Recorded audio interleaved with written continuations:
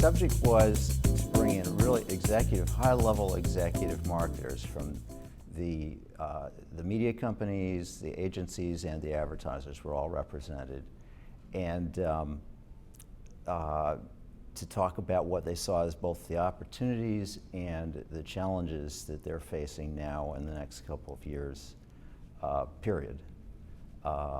They managed to get around to research pretty quickly, knowing it was a research convention. But I think some of the big ideas were that, I mean, pretty much everybody agreed that there is a problem because there's not a uniform currency, and there are now more and more fragmented ways that people are consuming and getting media across all these platforms, and there really isn't the mechanism in place to bring that all together into some kind of uniform currency, and so it makes buying and trading and planning very difficult. So there was just absolutely uniform agreement about that, but then the approaches that different people took as to how big a problem that was and how to deal with it were really substantially different and kind of interesting. So you had at one extreme, you had Reno Scanzoni saying that if a media company came to an agency like one of his with compelling evidence and compelling independent research that showed special value or a special fit between, say, his clients' brands and their media properties, that they might use the traditional ways, the traditional CPMs and age and gender to do the deal, but they would still make their media plan and their choice of media placements and so forth based on this additional insight and compensate accordingly. So they basically would find workarounds. So Anthony Young from Optimedia, I think, didn't entirely share that perspective. I think he felt that it was really important to find new metrics and more compelling metrics.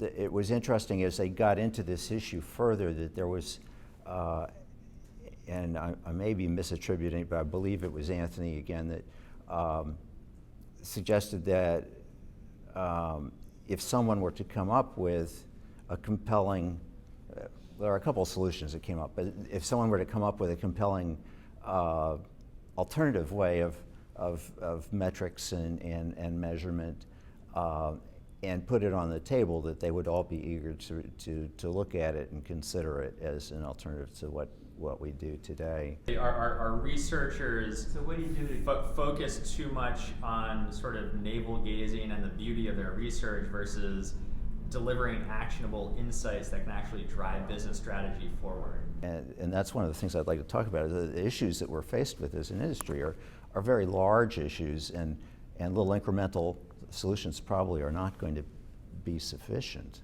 It's a challenge because one is that we're inundated by sort of new ideas, and it takes a lot of time to evaluate, which of these things is relevant. But then it takes even more time and effort than once you decide sort of which ones to pursue, because it's kind of a gamble, which is going to be the next kind of dimension or metric that's going to help to explain and predict the audience and ultimately allow us to be currency and do the business. I and my company are not convinced right now that the metrics, and that was one of the points that Steve Gelati made this morning in the panel, was we're not convinced that the metrics are capturing the right stuff anymore. At Scripps, we're challenged by the fact that there are larger and larger gaps in what is not the viewing or the consumer activity and exposure and engagement and then responsiveness to the media and the advertising, the content and the advertising, that are currently the current measurement systems and currencies are not capturing, and DVR playback probably being the most significant one. It's not so much that it's not captured, but we need to understand it. It is probably the biggest threat right now to the cable television and the television business. It's a much larger factor than any of the over-the-top or cord cutting or multiple devices at the moment. So for us as a company, a lot of focus in trying to understand better, and then perhaps engineer ad breaks differently. There are things we can do as a company to make our properties more valuable. They're already good at engaging people. People are their media brands, and people engage with them and are loyal to them. But we have to maintain that. So there are things we can do at our end, but then we have to have metrics to demonstrate and be accepted by the advertising community, and help them value and plan and recognize that difference and compensate us for it, because it doesn't come for free. Obviously, the web and the mobile components are relatively new, so what are the brands asking you about web and mobile video? They want more video. I think the advertisers see video as a more powerful environment for carrying their ad messages, period. And they know that video is moving onto the web very swiftly, and so they want to make sure that that happens. We're beginning to get some interest in understanding the relationship and impact of our social activities, whether it's on Facebook or Twitter or whatever the format. How does that play in? Is that a multiplier factor? So all those questions are coming up as we try and package this stuff together.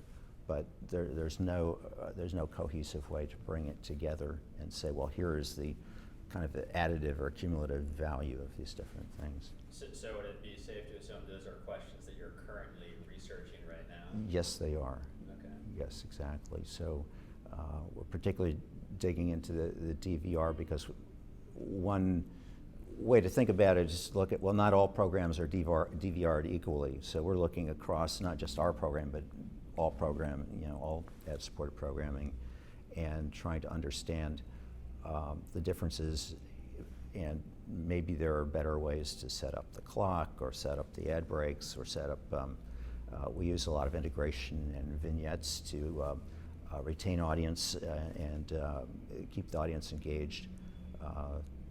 I heard someone earlier in the conference make a quote, and it may have been facetious, but when you get to a 10-minute ad break, what are people going to do? I'm not sure anybody has quite a 10-minute ad break, but we're probably sneaking up onto it on some of the networks, maybe getting close. But it's a great question. So we're trying to deal with that by